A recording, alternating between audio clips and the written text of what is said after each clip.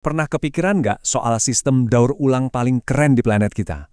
Bukan, ini bukan soal plastik atau kertas loh, tapi sesuatu yang jauh lebih fundamental buat kehidupan, yaitu air. Yuk kita bareng-bareng selami gimana caranya alam ngejaga kita tetap hidup. Coba deh, renungin sebentar. Tiap hari kita ini kan pakai air terus-terusan ya. Tapi kok air di bumi ini nggak habis-habis ya? Pernah nanya gitu nggak? Jawabannya tuh ternyata nggak sesimpel yang kita kira.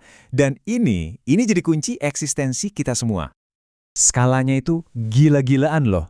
Coba bayangin, di Indonesia aja ada ratusan juta orang pakai air setiap hari. Sekarang coba bayangin lagi untuk seluruh dunia.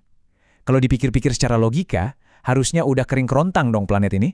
Tapi anehnya, enggak. Kenapa bisa gitu ya? Nah, jawabannya ada di sebuah proses yang super keren. Namanya siklus hidrologi.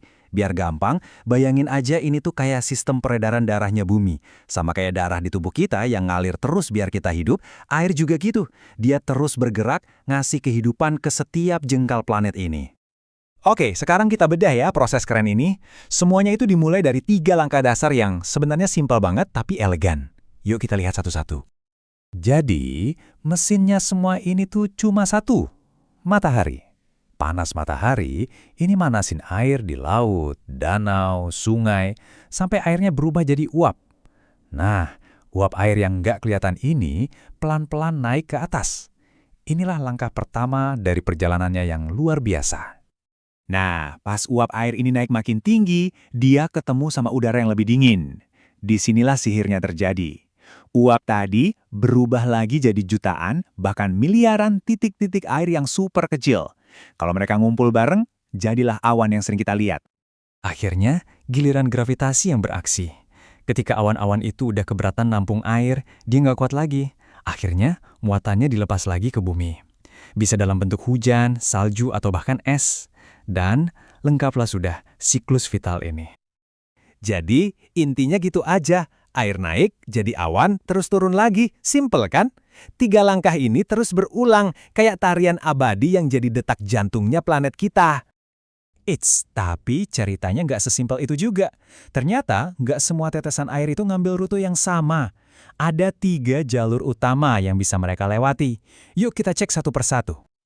Oke, jadi ada 3 jenis siklus nih. Pertama, siklus pendek. Ini yang paling cepat. Air nguap dari laut, hujannya langsung turun lagi ke laut. Gitu aja terus. Kedua, siklus sedang. Nah, di sini ada pemain baru, angin. Angin ini ngebawa awan ke atas daratan, baru deh hujan di sana. Terakhir, ada siklus panjang. Ini perjalanan yang paling epik.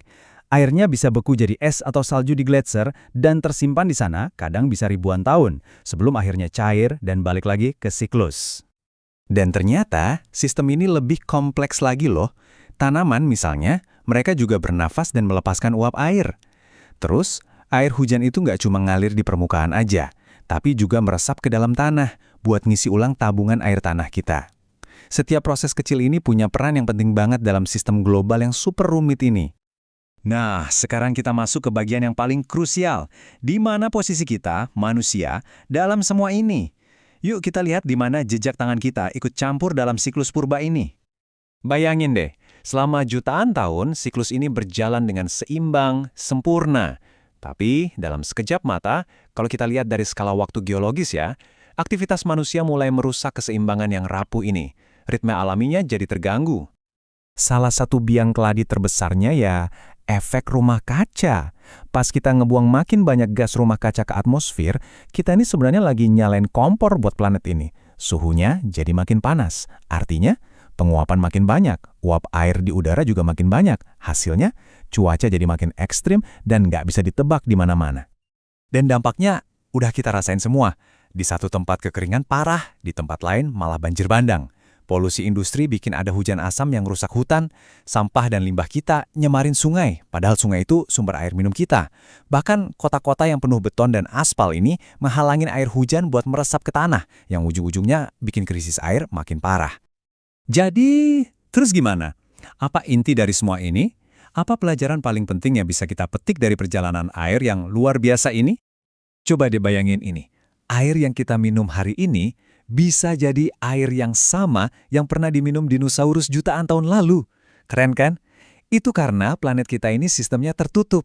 Kita nggak pernah dapat pasokan air baru dari luar angkasa. Kita cuma mendaur ulang air yang itu-itu aja. Nah, disinilah letak masalahnya.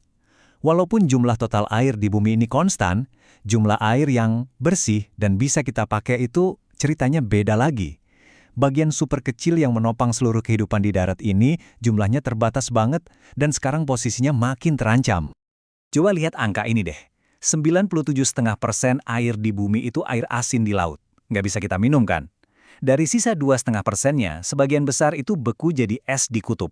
Jadi pada akhirnya, seluruh peradaban manusia, semua hutan, semua hewan darat, kita semua ini bergantung pada kurang dari 1% dari total air di planet ini.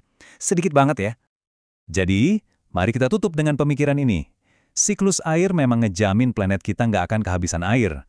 Tapi, apakah itu juga ngejamin kita akan selalu punya cukup air yang bersih?